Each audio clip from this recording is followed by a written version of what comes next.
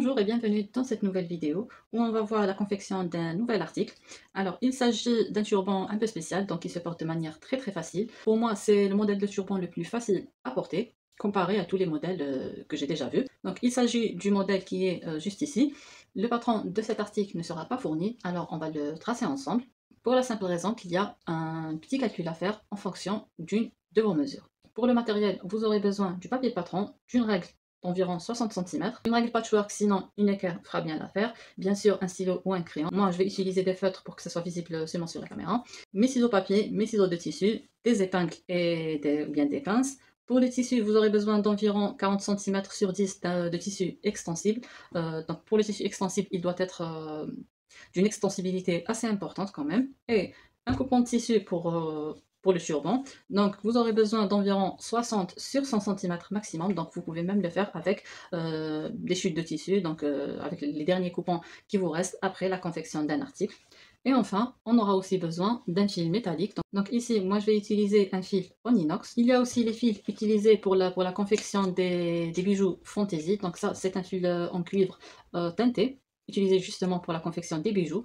Pour le diamètre du fil, c'est du 0,8. Pour moi, c'est la taille idéale. La même chose pour ce fil en inox, c'est à peu près la même taille. C'est soit du 0,8 ou bien du 1 mm maximum. Ce sont les deux fils que j'ai trouvé disponibles chez moi.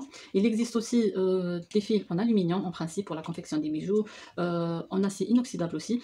L'essentiel, votre fil doit impérativement être inoxydable, sinon il va se détériorer par la suite, surtout au cours des lavages. On passe maintenant au patron. Alors on va commencer par tracer une ligne horizontale de 60 cm. On va ensuite tracer une ligne perpendiculaire à celle-ci sur l'un des côtés. Donc cette ligne doit mesurer 35 cm.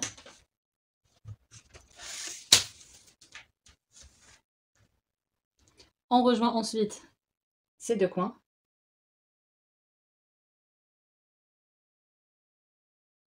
On trace un repère. Et sur cette ligne inclinée, on vient faire un repère à 16 cm. On trace un repère. On revient vers ce premier point où on sort perpendiculairement comme ça, avec une platitude de quelques centimètres comme ça. Puis on trace une courbe en rejoignant ce point avec cette platitude. On vient ensuite mesurer la longueur de cette courbe. En mesurant la longueur de cette courbe, j'ai trouvé 14,4 cm. Je multiplie cette valeur par 4 pour avoir un tour de tête complet. Dans ce cas-là, j'ai trouvé 57,6. Alors, quand vous allez mesurer votre tour de tête, il faut que cette valeur dépasse votre tour de tête, tout simplement. Je reviens maintenant vers cette ligne où je vais faire un repère à 50 cm à partir d'ici. Donc, je mesure 50 cm. Vous pouvez aller jusqu'à 52 maximum. L'essentiel, ici, vous n'allez pas utiliser cette pointe car elle va vous créer un problème. On va voir ça par la suite. Donc, on commence par tracer un repère à 50 cm, comme ça.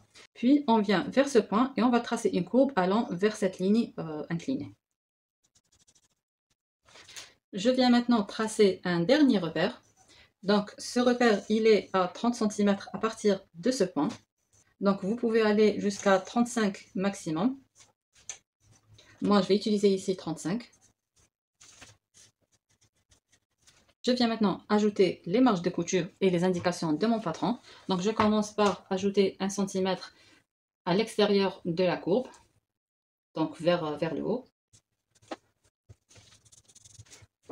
Et le long de cette ligne plus cette courbe, je vais ajouter 1,5 cm.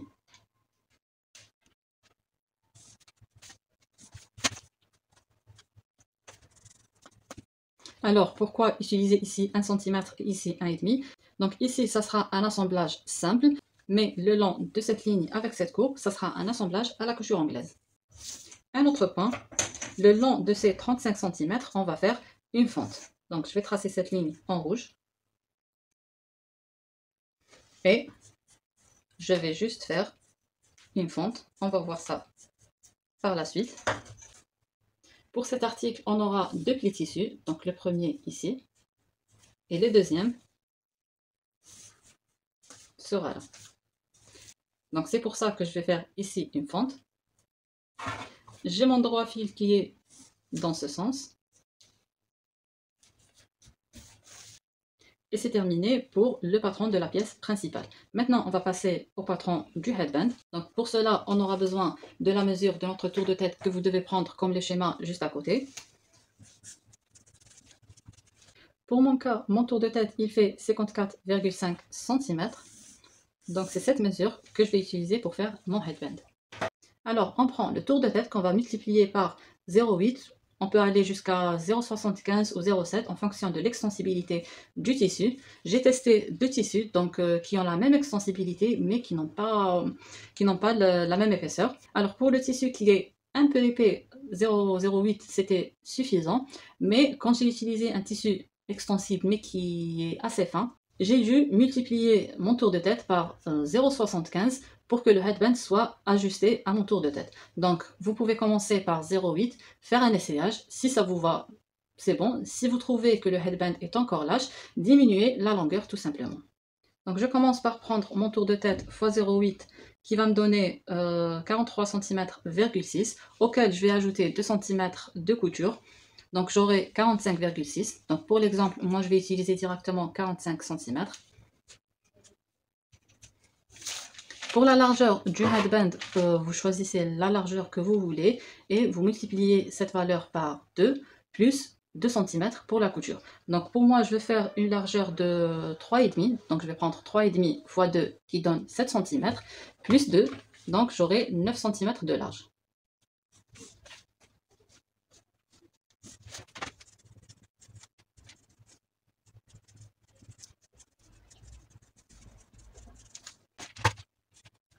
Donc voilà les deux patrons de mon article. Donc ici j'ai le headband au complet et ici la pièce principale qu'on doit poser sur un double pli en fait. On va voir comment on va faire par la suite. Je coupe mes deux pièces de patron et je reviens juste après. Je commence par la confection du headband.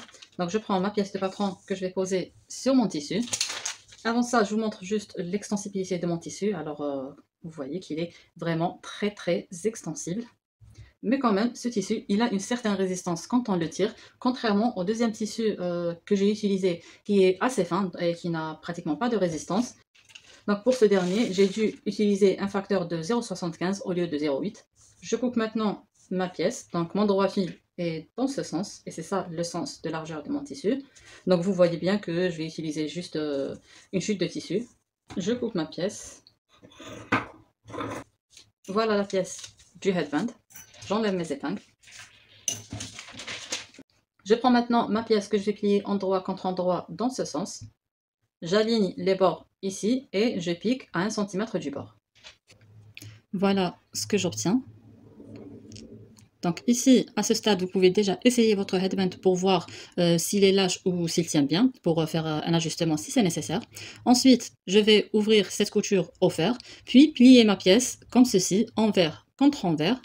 Donc sur tout le tour, donc je plie ma pièce sur deux et je marque aussi ce pli au fer. Voilà ce que j'obtiens. Alors il reste une dernière étape, donc vous voyez qu'ici j'ai la couture, j'espère que c'est visible. Donc là c'est la couture de fermeture de mon headband.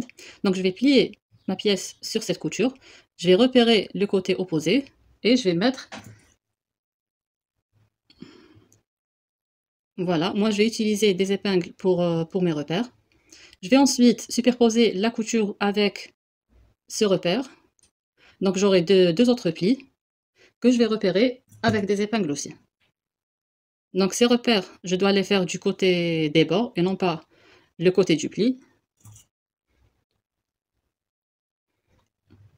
Donc ces repères, ils vont m'aider lors de l'assemblage de mon headband avec ma pièce principale.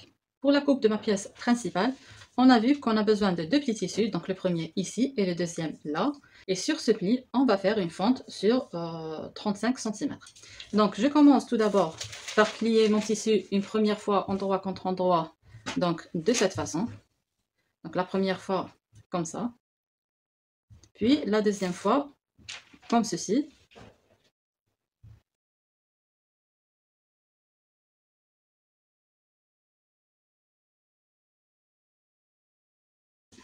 Moi ici, j'ai préalablement repassé ces deux plis pour que ça soit plus facile. Mais comme vous voyez, donc j'ai un pli dans ce sens. Donc à ce niveau, j'ai deux plis qui sont l'un dans l'autre. Et ici, j'ai deux plis comme ça superposés. Donc la première fois, j'ai plié ma pièce comme ça, et la deuxième comme ceci.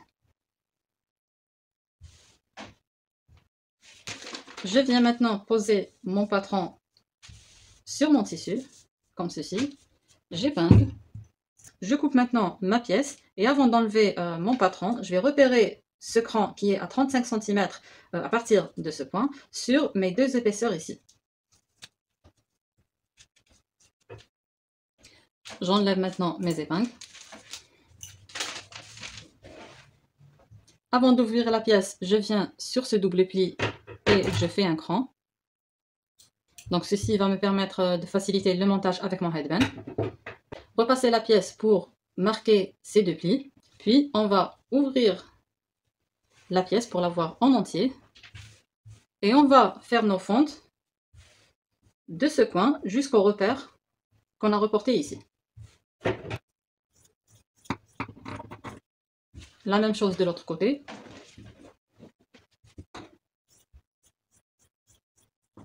L'intérêt du repassage de ces deux plis, c'est de faciliter la coupe de ces fentes directement sans tracer, sans avoir à tracer cette ligne. Une petite correction s'impose ici, donc juste ici au niveau du coin, la forme doit être complètement arrondie. Donc comme ceci, si je reviens vers mon patron, donc ici, ma forme doit être comme ceci. Et bien sûr, la marge de couture doit suivre, et j'enlève cette partie, de sorte à ce que les coins de mes côtés vont être arrondis. Comme ça, on n'aura pas de problème par la suite quand on va insérer le fil métallique. Je reprends ma pièce, que je vais poser cette fois envers contre envers.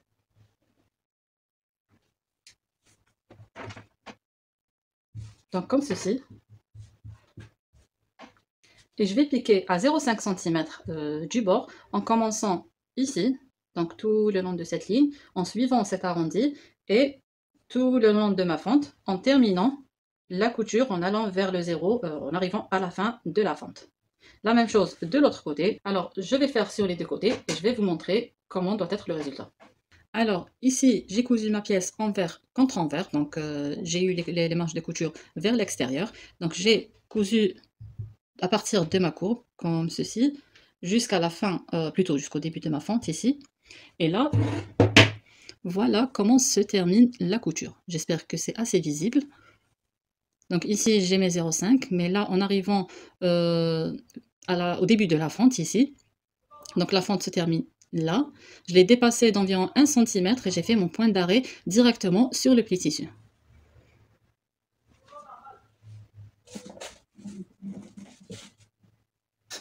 J'ai ensuite retourné ma pièce sur l'envers, comme ceci, et j'ai repassé tout autour, donc le long de la couture avec le pli tissu ici, de l'autre côté aussi. Je vais maintenant coudre à 1 cm du bord, en commençant ici, donc comme ceci, jusque là, donc jusqu'au début de ma fente. Et là, je dois terminer la couture, comme je l'ai fait juste avant ici, donc en arrivant à la fin de la fente, donc au niveau du pli, je fais mon point d'arrêt sur le pli.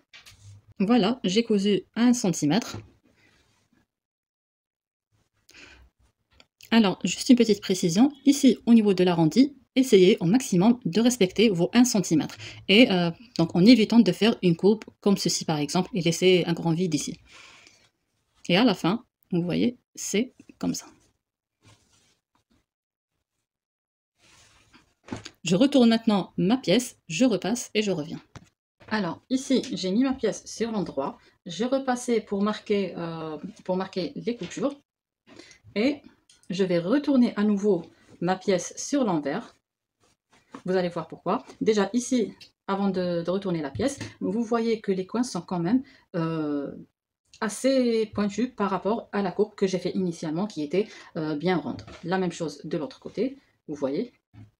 Alors ce que je vais faire, je vais retourner ma pièce pour avoir à nouveau cet arrondi. Comme ceci. Alors pourquoi? C'est juste pour insérer mon fil métallique. Le fait d'avoir une courbe ici va me faciliter l'insertion de mon fil métallique à l'intérieur de cette couture que j'ai faite à l'aide de la couture anglaise. Mais si je le fais sur l'endroit, donc cette partie, elle sera un peu froissée et donc on aura du mal à faire pousser le fil à l'intérieur, tout simplement. Je prends maintenant mon fil métallique. Donc ici, comme je vous ai dit, j'utilise un fil en inox. Je vais mesurer à peu près la longueur qu'il me faut. Donc là, si je commence comme ça, dépasser d'environ 2 cm, comme ceci, et mesurer la longueur qu'il vous faut.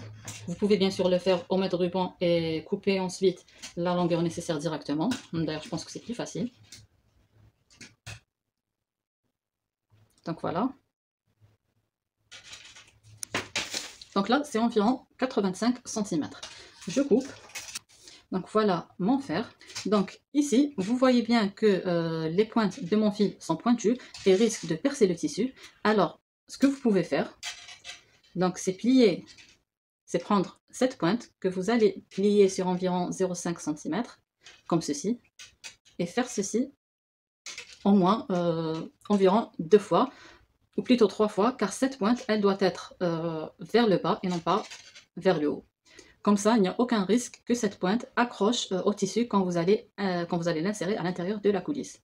Une autre façon de faire, c'est de faire un seul pli, comme ça, comme j'ai fait, et de venir mettre juste une goutte de colle chaude. Pour ma part, je vais faire un seul pli, comme ça, donc des deux côtés, et je vais venir mettre une goutte de colle chaude, donc ici, au niveau de la pointe surtout, et je laisse sécher avant d'insérer donc mon fil à l'intérieur de la coulisse.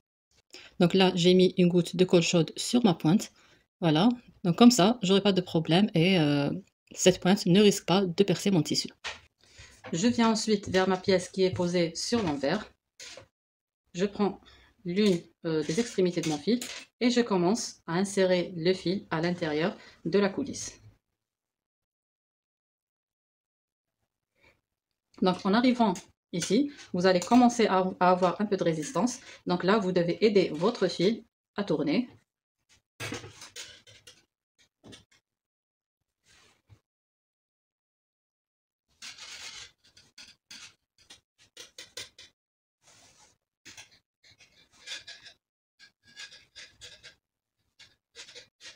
Donc voilà, je suis arrivée à là où j'ai commencé ma fente. Et je pousse la masse de tissu vers l'autre côté, comme ceci. Donc voilà. Donc ici, mon fil métallique. Donc ici, la pointe de mon fil métallique, de ce côté, elle est calée contre le point d'arrêt. Et là, de l'autre côté, donc là où on doit insérer la tête, donc vous devez avoir quelques centimètres, donc environ 2 à 3 centimètres sans fil ici, parce que là, on va ramener notre headband qu'on va assembler avec la pièce principale et il ne faut pas que le fil de fer arrive jusqu'à l'extrémité. Donc, il vaut mieux qu'il y ait au moins 2 cm sans fil métallique ici, sur le deuxième bord, du côté de cette courbe. J'insère le fil métallique de l'autre côté aussi. Voilà. Donc, même de ce côté, on a environ 3 cm sans fil métallique. Il ne me reste qu'à assembler le headband avec la pièce principale et faire un petit détail de finition sur le headband. Donc je commence par retourner ma pièce. Donc ici, il faut bien insérer les doigts à l'intérieur de la courbe. Tenir la marge de couture comme ça. Donc ici, j'ai le pouce vers le haut. Donc je vais m'en servir pour prendre la marge de couture avec mon pouce et retourner ma pièce.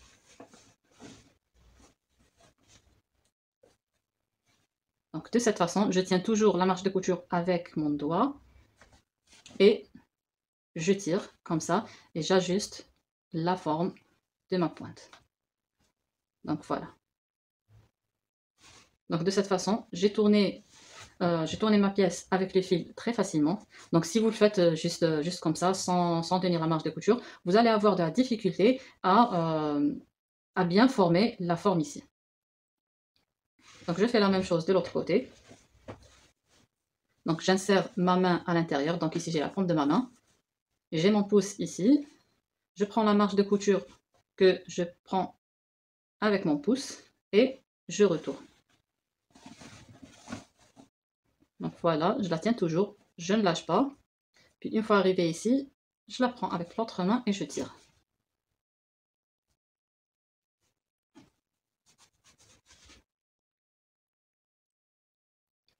Alors, j'ai insisté tout à l'heure, lors de la couture, à laisser 1 centimètre ici au niveau de la courbure et non pas plus, car si vous ratez la courbe et vous faites une marge de couture plus importante, ici vous allez avoir une masse vraiment désagréable et vous aurez même du mal à retourner la pièce. Voilà donc ma pièce qui est sur l'endroit. Ici, j'ai l'ouverture pour insérer la tête, sur laquelle je vais mettre et monter mon headband. Alors, le headband, il est sur l'endroit, on l'a vu au tout début. Ce que je vais faire maintenant, c'est mettre la couture du headband sur l'un des crans de milieu ici. Donc, je ne mets pas sur les coutures, mais sur l'un de ces crans. Et pour le headband, je positionne de cette façon, donc le pli vers le bas et les deux bords superposés vers le haut. Et j'insère le tour de tête du turban à l'intérieur de cette façon. Donc ici, le tour de tête, il est à l'intérieur de mon headband. Donc je commence par aligner la couture du headband avec le cran. J'épingle.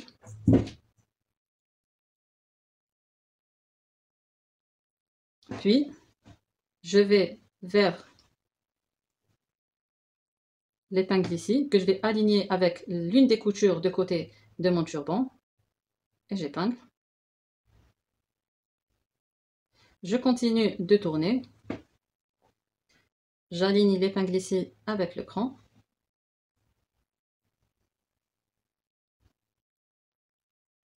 Et enfin, les deux derniers repères ensemble, l'épingle avec la couture. Et j'épingle. Voilà. Donc maintenant, vous pouvez faire des épingles intermédiaires. Donc il suffit de tirer comme ça sur le headband pour l'allonger et coïncider sa longueur avec le tissu, comme ceci, et mettre des épingles intermédiaires. Voilà. Maintenant, pour moi, je vais assembler les deux pièces ensemble avec un surjet directement. Là encore, j'insiste sur le fait que le fil de fer ne doit pas arriver jusqu'au bord, il doit être quelques centimètres avant. D'ailleurs ici, il a même glissé, ce qui fait que je vais mettre des épingles pour barrer son mouvement. Donc, comme ça, ici c'est la tête du fil. Donc je vais mettre des épingles, donc une ici et de l'autre côté aussi. Voilà. Voilà, donc mon fil de fer est bloqué avec les épingles ici. Maintenant, je vais assembler tranquillement mes deux pièces ensemble et je reviens. Pour le montage, vous pouvez le faire soit avec un surjet ou bien le point extensible de la machine à coudre, sinon le point zigzag le plus fin de votre machine à coudre. Il nous reste un dernier détail à faire. Donc on prend du fil et une aiguille, donc on va faire un dernier point à la main, c'est très rapide. Alors on vient au niveau de la couture du headband ici, donc vous voyez que la couture du headband est ici, donc elle est là, non pas sur les côtés. Je prends mon aiguille et je l'insère sous la marge de couture au niveau de cette couture. Donc voilà, je l'insère ici, sous la marge de couture. Et en suivant cette couture, je vais faire une couture comme ceci. C'est comme si on souhaite faire des frances, donc on va faire une couture de bâti. Et le dernier point arrivé ici au bord du headband, donc au niveau du pli du headband, on va sortir l'aiguille au niveau du pli. Donc non pas sur l'un des côtés, mais on fait sortir l'aiguille au niveau du pli. Donc comme ceci. Et là, en tirant le fil, comme ceci. Donc on va serrer le headband contre la couture d'assemblage entre le turban et le headband. Et on refait la même chose dans le sens inverse pour revenir à notre marge de couture. Donc ici, l'aiguille, je l'insère au niveau du pli du headband, toujours. Et je refais une autre couture de bâti comme ceci. Et à la fin, on doit insérer l'aiguille au niveau de la ligne d'assemblage entre le headband et la pièce principale, comme ceci. On tire vraiment au maximum. Attention à ne pas éclater le fil. Donc je tire bien, je réinsère l'aiguille sous la marge de couture et je fais un point d'arrêt tout simplement. Moi je vais le faire sur la marge de couture, comme ceci. Alors pour le point d'arrêt à la main, donc je fais une boucle, comme ceci, puis j'insère l'aiguille à l'intérieur de la boucle. Donc je pique, je forme une boucle comme ceci, et j'insère l'aiguille à l'intérieur de la boucle et je tire. Donc je fais ça 2 à 3 fois, et c'est tout. Donc quand on va voir le résultat, on a ici notre headband qui est un petit peu ramassé, comme ceci. Ici, l'intérêt d'avoir fait sortir l'aiguille au niveau du pli, c'est qu'à la fin, on n'aura pas le bord du headband qui va se tourner vers le haut ou bien vers le bas. Donc quand on pique l'aiguille sur le pli, donc on aura un résultat assez net et assez plat ici au niveau du pli. Voilà donc pour ce turban. Je vous mettrai en description quelques liens pour voir comment le porter et pour avoir aussi quelques inspirations. Mais sinon, voilà. Le but de faire ce petit détail est d'éviter que le headband soit visible quand on va nouer le turban. Donc on va porter le turban. Ce côté doit être du côté devant. Et quand on va prendre les côtés, les ramener vers le devant, faire notre twist ou bien le nœud, eh bien, ce petit détail va permettre d'avoir une forme en V comme ça. Comme ceci, le headband ne sera pas visible en fait. C'est bien sûr une question de style, donc vous pouvez ne pas mettre ce détail. Essayez et voir ce que ça donne. Si ça vous plaît, vous pouvez ne pas mettre ce détail. Voilà donc pour le tutoriel d'aujourd'hui et on se retrouve dans une nouvelle vidéo.